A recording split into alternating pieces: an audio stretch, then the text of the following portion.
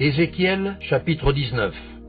Et toi, prononce une complainte sur les princes d'Israël, et dis, ta mère, qu'était-ce? Une lionne. Elle était couchée parmi les lions. C'est au milieu des lionceaux qu'elle a élevé ses petits. Elle éleva l'un de ses petits, qui devint un jeune lion, et qui apprit à déchirer sa proie. Il dévora des hommes. Les nations entendirent parler de lui, et il fut pris dans leurs fosses. Elles mirent une boucle à ses narines, et l'emmenèrent dans le pays d'Égypte. Quand la lionne vit qu'elle attendait en vain, qu'elle était trompée dans son espérance, elle prit un autre de ses petits, et en fit un jeune lion. Il marcha parmi les lions, il devint un jeune lion, et il apprit à déchirer sa proie. Il dévora des hommes, il força leurs palais, et détruisit leurs villes. Le pays, tout ce qui s'y trouvait, fut ravagé au bruit de ses rugissements. Contre lui se rangèrent les nations d'alentour, des provinces. Elles tendirent sur lui leurs raies, et il fut pris dans leurs fosses. Elles mirent une boucle à ses narines, le placèrent dans une cage, et l'emmenèrent auprès du roi de Babylone. Puis elles le conduisirent dans une forteresse, afin qu'on n'entendît plus sa voix sur les montagnes d'Israël. Ta mère était, comme toi, semblable à une vigne, plantée près des eaux. Elle était féconde et chargée de branches, à cause de l'abondance des eaux. Elle avait de vigoureux rameaux pour des sceptres de souverains. Par son élévation, elle dominait les branches touffues. Elle attirait les regards par sa hauteur et par la multitude de ses rameaux. Mais elle a été arrachée avec fureur et jetée par terre. Le vent d'Orient a desséché son fruit. Ses rameaux vigoureux ont été rompus et desséchés. Le feu les a dévorés. Et maintenant, elle est plantée dans le désert, dans une terre sèche et aride. Le feu est sorti de ses branches et a dévoré son fruit. Elle n'a plus de rameaux vigoureux pour un sceptre de souverain. C'est là une complainte, et cela servira de complainte.